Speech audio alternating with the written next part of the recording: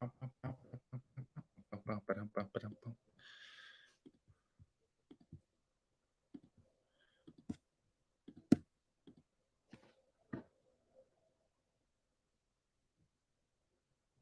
it just me now? Well, hey everyone. I don't know what happened to Gordo. Apparently he left. Hopefully he can chop everything out that just happened. We are here for a little NASCAR DFS / betting conversation. I don't know. You got cut out, and I looked up, and the timer was rolling and everything, so I started to do an introduction. I have no freaking clue, but if you want to take back over, apparently technology took us out for a minute.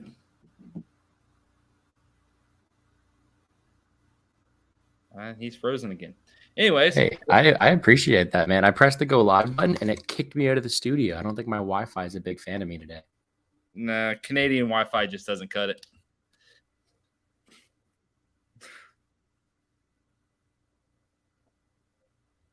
Yeah, Wi-Fi is not my friend. So how about you let everybody know who you are and how you're doing, and I will fix this. So I am Ryan. I'm doing great. No, Ryan Larkin, do NASCAR content for dailyfanracing.com. For the last month or so, we've been kicking out these videos with Gordo on his YouTube site, trying to draw some interest over there and have some fun with it. And so this week we got a race from Charlotte, from the road course version of Charlotte Motor Speedway, the ROVAL as it's called. Some of the stuff I'm sure Gordon would like to hear because he's kind of new to the NASCAR game, so I'll try to hold off on saying too much. But road course action, the only road course race in the playoffs for NASCAR, so a little bit of an oddball based off of what we've seen the last few weeks and what we'll see going forward. It's kind of a race of itself, or of its own liking. So definitely interesting from that standpoint.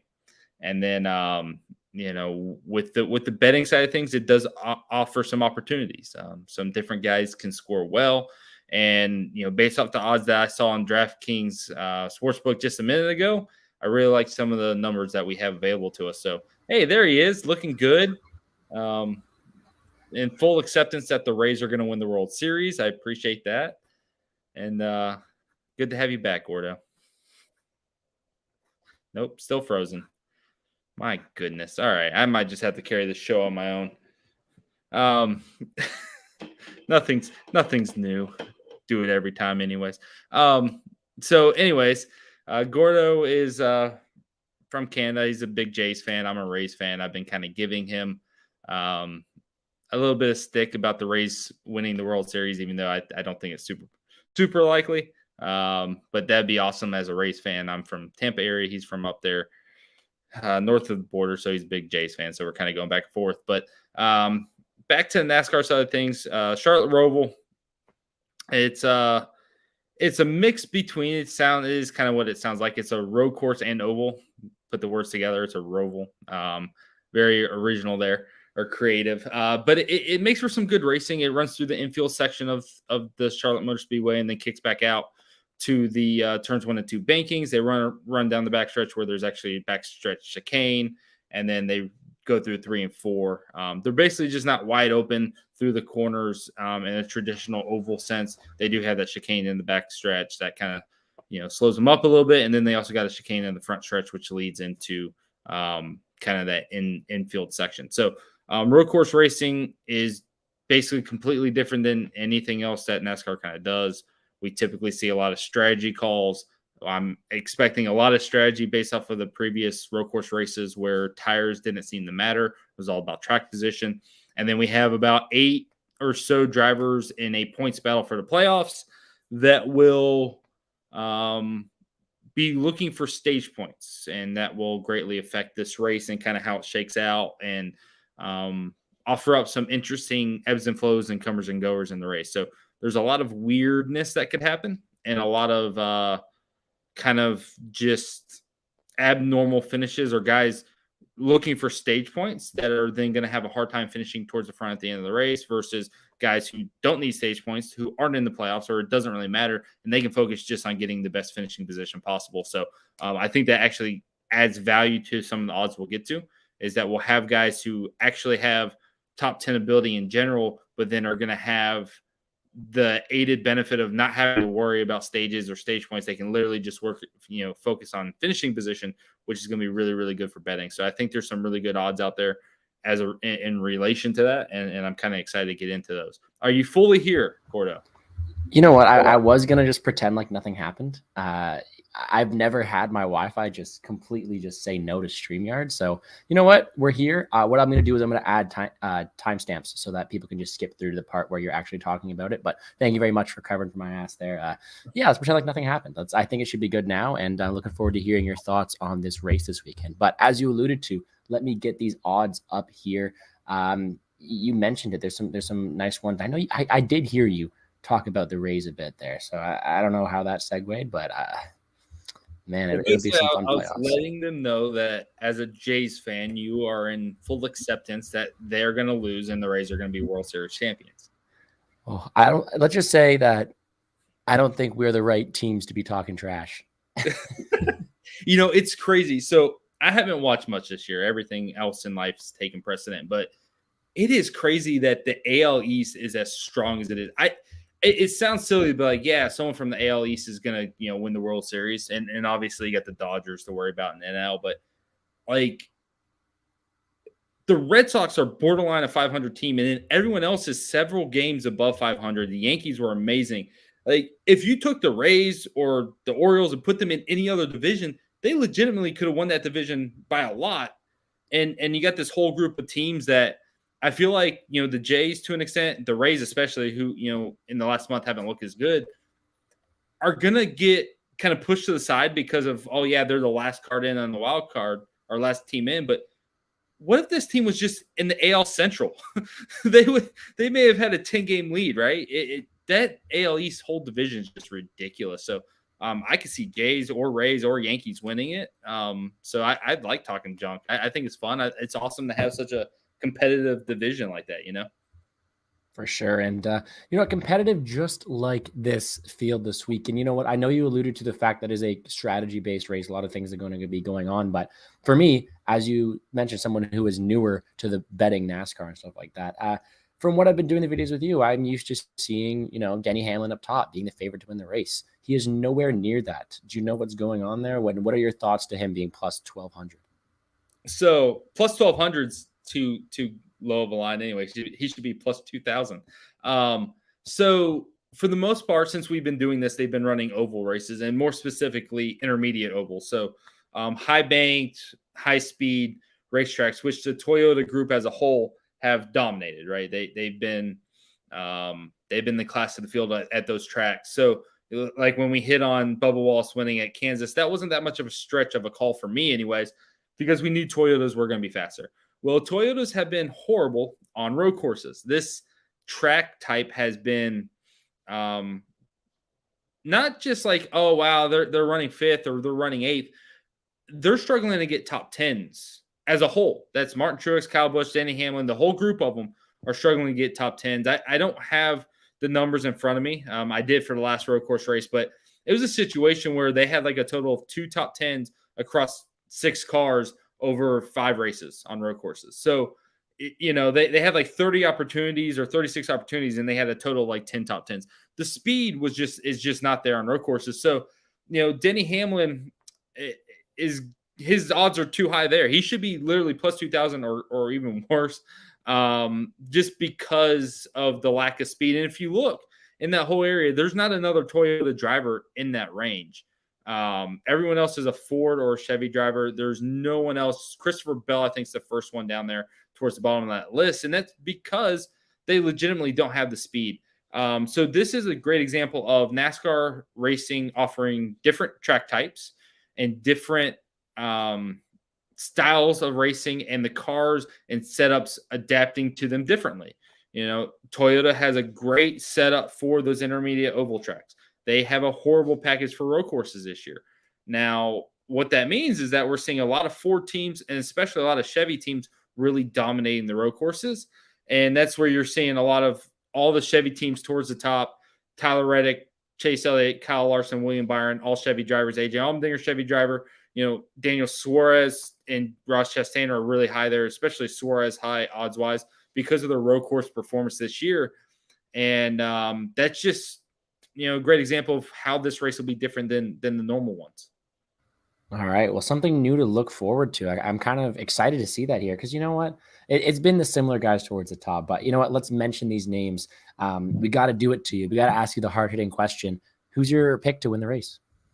So you kind of have to go with Chase Elliott or Tyler Reddick. You'd be naive not to. So Reddick has been probably the best driver on road courses all year. If it's not him, it's Chase Elliott. And there is a distinct separation with those two versus the rest of the field. Kyle Larson's kind of on par with them, or at least close, but he doesn't have the same overall speed. So when you head into this race, if you're going off of everything we've seen this year, Chase Elliott, Tyler Reddick, the two favorites, and the odds there are the two favorites to win the race for sure. And it's really hard, at least for me, to wrap my head around someone else winning because realistically, speed-wise, those two have been so far and above better than everyone else that the expectation for me is that they're just going to continue that type of performance. So the odds are right there. The top three guys are who they should be.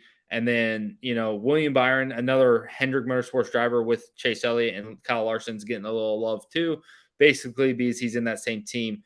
Now, it's a road course race. They have a very tight turn one that if they get a late restart, you can absolutely see them wreck a bunch of cars.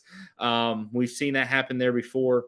So it's not outside the realm possibility that, Chase Elliott or Tyler Reddick are leading and then just get involved in something late and it just opens this race up for anybody else. But if we get a long green flag run, they're going to have speed over the rest of the field. And then back to what I was saying a little bit ago about strategy playing into the fold. There's guys that are on the cut line for the playoffs. This is the last race in the round of 2 or the second round or the round of 12, whatever the hell it's called, but the second round. And, you got about 6-7 guys who are trying to point their way into the next round and will be hunting stage points. Well, Chase Elliott won last week. He's locked in. Tyler Reddick's not in the playoffs anymore. He doesn't need to worry about stage points. Those guys can focus on going for the win. And if you're looking to put money on guys that can play for a win, those two obviously sit at the top. AJ Allmendinger's a guy that can play for the win. And then you got some other guys that can also play for the win. Suarez, Chastain, those are guys that are great examples, are going to have fast cars who could contend to win, but they theoretically need to collect as many points as they can early because they can lock themselves into the next round with a good amount of stage points and not have to worry about the end of the race, not have to worry about a mechanical issue or taking them out. So I would expect them to collect points and forego trying to win this race. And that therefore, while I know their cars are capable and they're capable drivers because they've each won road course races this year, the odds are that they are going to play a different strategy that may take them out of the realistic opportunity to win this race. So each driver has kind of their own path in this race as a result of that. And it's kind of important to factor that in if you're going to put money on somebody. Okay. Noted.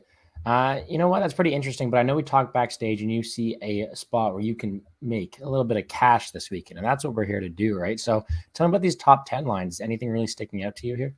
So top 5s and top 10s are standing out. So switch back to top 5s real quick because I think there's some really good numbers to attack there with top 5s that you're getting pretty good plus numbers. Let's start with Chris Buescher at plus 350 for a top 5. That number is ridiculous. So I got his race results pulled up here, and it's going to take me a second to go through them. He was 9th at Watkins Glen. He was 10th at the Indy Road Course. He was 6th at Road America. He was 2nd at Sonoma. 4 road courses there in a row, and all of them were top 10 finishes. And you're getting a driver who's at plus 350 for a top 5. He only had one top 5 in that group, so obviously it's 1 out of 4 there was a top 5. He also had that 6th place. But the upside for a top 5 is there. And he's a driver who's not in the playoffs. He's not worrying about points. He can focus on going for a win. And plus 350 is a really good number. If you look at his top 10 numbers, minus 110. I love the minus 110 number because I don't think it's a 50-50 proposition. I think he has a lot greater odds to finish top 10. So I love that spot for him. As a play, I think he's very likely to kind of hit that number. And then the top 5 upside is there for sure as well. Next up is Michael McDowell. Yeah, and you can find his top 10 number. You see he's literally sitting there, 15th in line here in terms of top 10 odds, and he's been top 10 in the last 4 road course races. So that doesn't make sense to me.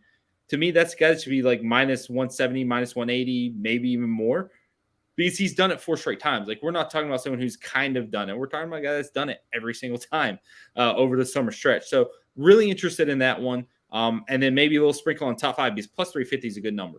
If you go back to the top 5 numbers, there's another driver I really like, and that's Michael McDowell. So another job where I feel like they completely mispriced it, but Michael McDowell has been unbelievable on the road courses. He was 6th at Watkins Glen, 8th at the Indy Road Course, 8th at Road America, 3rd at Sonoma.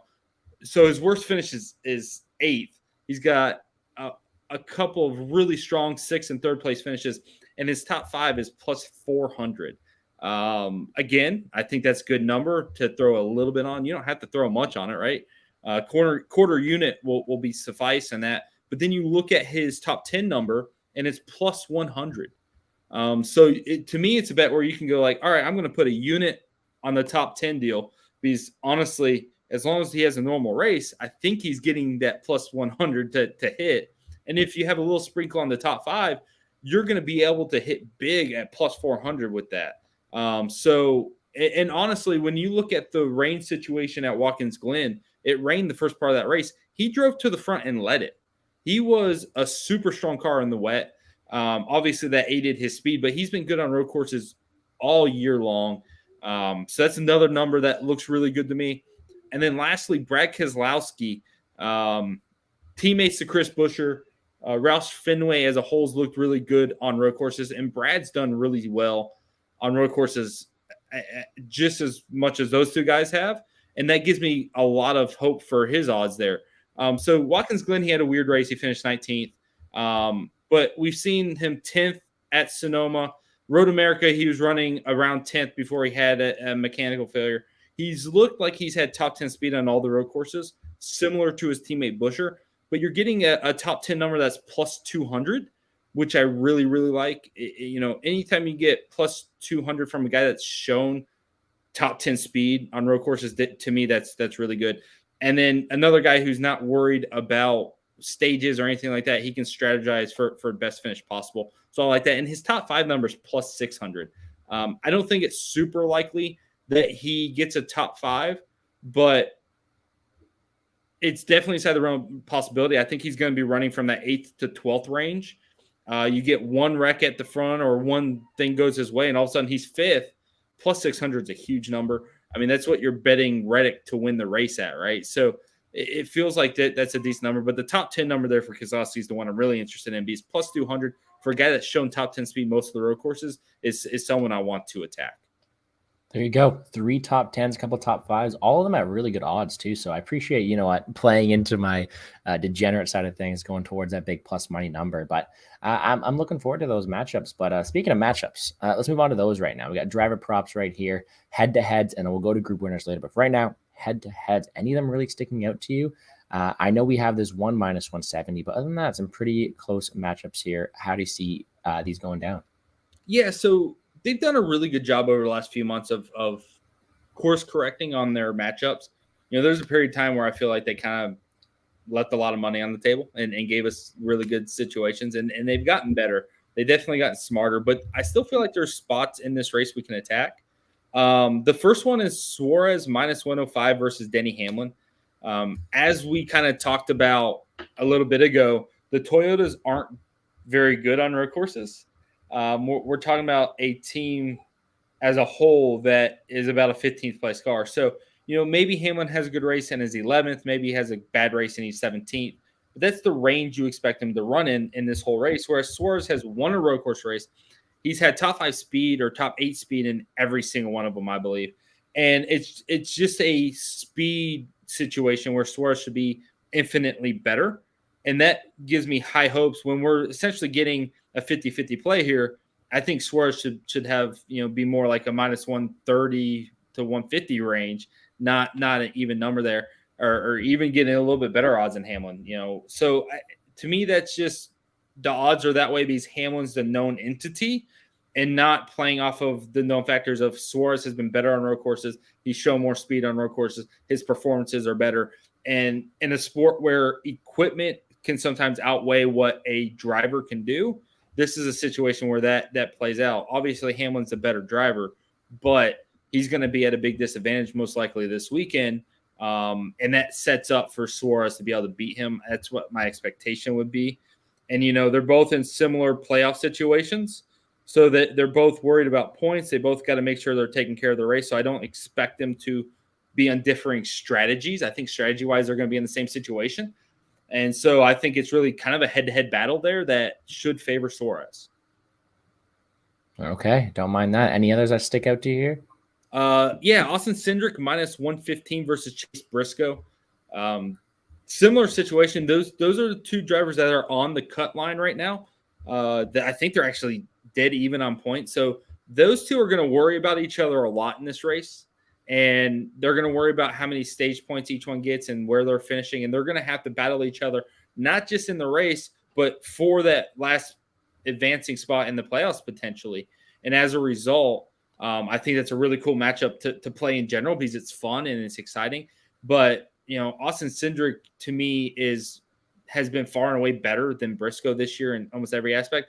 And on road courses, he's been the more consistent driver. So to me, Austin Cindric's the kind of top 3-4 driver. They're both 4 drivers, but Cindric's a top 3-4 driver on road courses, if not the best right now in the Cup Series. And Briscoe, while he has upside, has shown a lot of downside and a lot of failures to deliver good results as well. Cindric's just more consistent. He's smarter. He's got a better team situation. I just feel like that driver is more set up to succeed this weekend. If you go back and look at his road course races, 13th at Watkins Glen was a weird race, but 2nd at Indy, 5th at Sonoma, 7th at Road America. I mean, we're talking about a top 5 guy almost every single time. If you want to play money on his top 5 number, it's not a horrible thing. I prefer to chase more bigger plus money. But Cindric's a good shot for a top 5. Whereas Briscoe's just not as consistent. He hasn't delivered those performances as well. And I think Cindric just beats him out. So for that to be a 50-50 matchup there, I don't think is right. I don't even know if Briscoe has a top 10 on a road course this year. So that one's just weird to me in general. Okay. And moving on to these group winners. We have 4 of them here, one of which has all plus 260. So it's an interesting one. But anything jump out to you here? I know we have all odds over plus 180. So it's interesting for me to see all these plus money numbers. What are your thoughts on these? They're kind of priced right. You don't really want to chase AJ Allmendinger in a group that has the 3 drivers that have won road course races this year. Elliott, Larson, Reddick, they've shown the speed on road courses, so you don't want to chase Allmendinger, even though he's a good road course racer. That's just chasing something.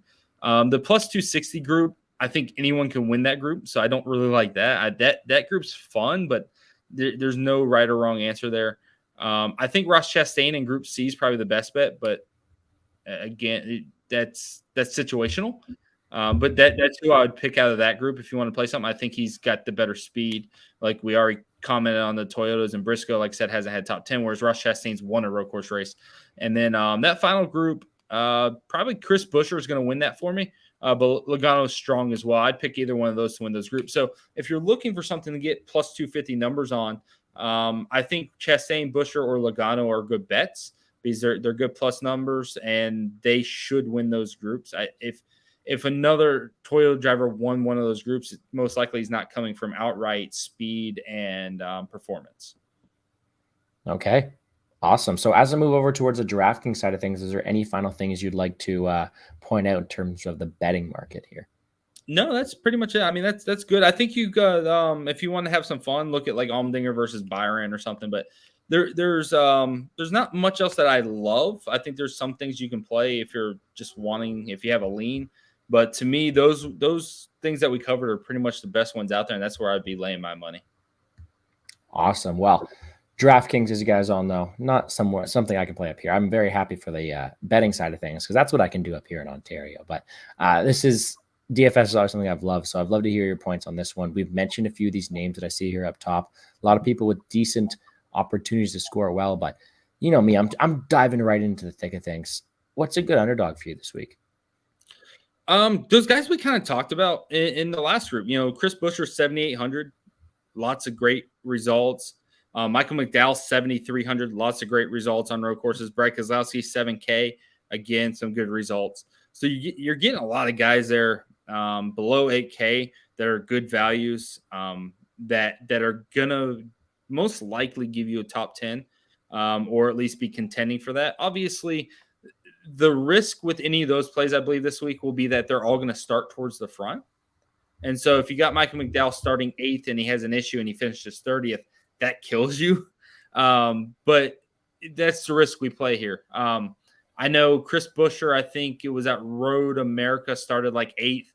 And I was like, no, I don't care. I'm going to call him my favorite value play. He ended up running 6th, scored about 40 points. And that's all you're looking for from, 78 or 73K is about 40, 45 points, right? So I feel like all these guys have that ability to deliver. Most likely they're going to be more tournament plays because they're going to qualify higher. But I think they all have really good upside and can deliver a really good race.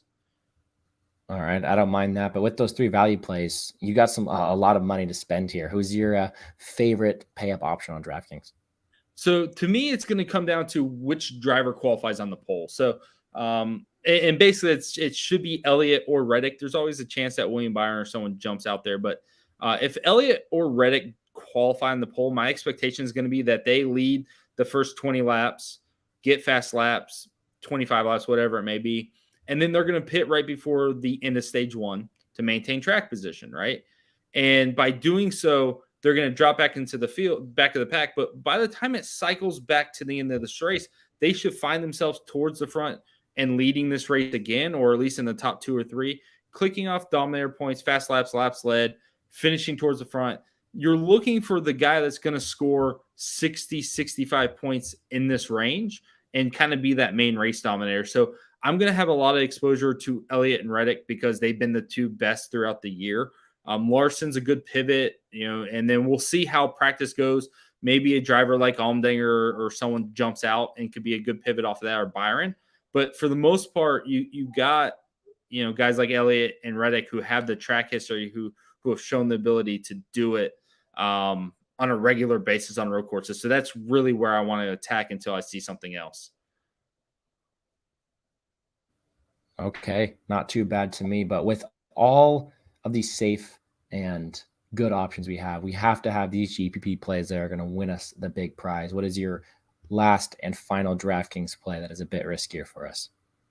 So yeah, the good thing about having, I think it's 6 road course races already, is that we have a fundamental understanding of how these races should shake out.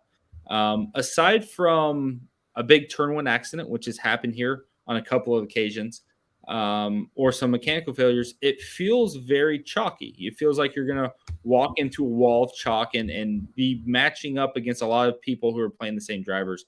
So as a result, you want to try to find drivers who can surprise with a top 10, who can jump out and maybe get a finish that they don't deserve as a result. And what we saw the last 2 road course races is that tires didn't matter. Track position mattered more than anything. And having the ability to capture the right track position strategy game at the end is important. One guy that I'm very interested in, 1, because he's extremely cheap, but 2, because he's looked decent at road courses this year, is Todd Gilliland. He's going to be hit or miss. He's extremely cheap, though, at 5,700. He finished 4th at the Indy road course. And he looked really good at Watkins Glen until I think he had a rear axle issue. But he was driving inside the top 10 or towards the top 10 at Watkins Glen as well. If you go all the way back to like his rookie year in trucks, he was really good at Mosport, the road course race there. He was actually going to win that race there as well until he got wrecked in the last corner. He's a guy that seems to have good road course ability. He's a smart enough driver, and I don't know where the field will lay on him. but I can see a situation where he comes in under own and is also offering a very good value and kind of a pivot off the Keselowski McDowell Busher group like that everyone's kind of have their eyes on. And then like the likes of Eric Jones, Austin Dillon, Justin Haley, those guys have looked really good at times throughout their career on road courses. And the results maybe haven't shown it this year, but they're all guys that could get good finishes that maybe start further in the back. So those place differential plays that maybe get overlooked or, oh, wow, they start 24th. That's not ideal. But if they finish 15th, it is ideal, right? So just things like that, trying to find leverages through ownership. I think everyone's going to be on the same play. So finding those leverage points is key for this week. And honestly, the Toyota group that I've spent the entire time talking down upon are probably the best leverage plays because their speed is not there. Everyone knows they're not supposed to be good. But like we saw at Indy when Bubba Wallace finished 5th, weird things can happen when at the end of these races when chaos starts happening and pit strategies start unfolding, and all of a sudden a couple good restarts put a guy like Bubba Wallace or whoever back towards the front when they probably shouldn't be there. Okay. All right. Well, if you guys want to know anything more about anything he's doing on DraftKings or betting wise, the link to Daily Fan Racing is in the description down below. So with all that technical difficulties and all that stuff behind us now, first of all, I'd ask everyone to please like the video down below, subscribe to the channel. But any last final thoughts on this race and to let everybody know where they can find you? Yeah, no, I mean, I think we pretty much covered it, and especially me by myself in the beginning when you decided to leave us. No, Canadian Wi-Fi. Yeah, exactly. The igloo, it's melting and all that stuff. Exactly. Well, that's what happens when everything's free up there, right? It just doesn't work as well. Yep. We pay $1 million for it, but at least it's good. No, this you're going to experience that life here soon. Have you figured out where you're moving to yet? Yes, but we'll save the announcement for another time. I'll talk to you backstage, but we'll get there. This race is gonna have a lot of strategy involved, especially around stage breaks, especially around the playoff drivers. I want to, DraftKings on DFS side of things doesn't pay out who finishes where in stage 2. It's all about where they finish at the end of this race. So I'm going to play that strategy of getting off some of those drivers who are going to be looking for stage points. The Suarez and Chastain, I'm probably not going to be on as much, even though I know their cars are fast. They could be drivers that finish 12th just because they're in playoff mode. They're not focusing on finishing as high as they can. So there's some things to consider there. Now, on the flip side of that, with Suarez and Chastain, they could be the drivers who stay out, lead those last few laps in a stage, lead the early parts of a second stage, and get some laps led plus an 8th place finish. So they're not completely write-offs, but they're going to be in a different situation. So I think this is one of the few races where you can play with kind of lineup construction and game theory. Like a lot of NASCAR races, I don't feel like we use game theory, whereas this race feels like game theory really comes into it. If this happens, then this happens, right? That type of thing. So you can play with that a lot more than you can in other races, which is exciting. And you can kind of play off of different scenarios a lot more. Okay. All right. Noted to me. And I appreciate you for taking the time, as always, to spread spread the knowledge here on the Plays and Fades YouTube channel. This has been a mess for me this morning. So thank you even more for, handling the hosting abilities. I'll let you get your shots in on the Jays and stuff like that. But I don't know what happened. At least it's all sorted now. Hopefully the next few weeks will be sorted as well. But thank you to everybody for tuning in. Thank you for Ryan. Make sure to check out all this stuff in the description down below. And with that, guys, enjoy the races this weekend. Subscribe to the channel down below. Show Ryan some love again, because he deserves it twice. And with that, let's make some money, guys.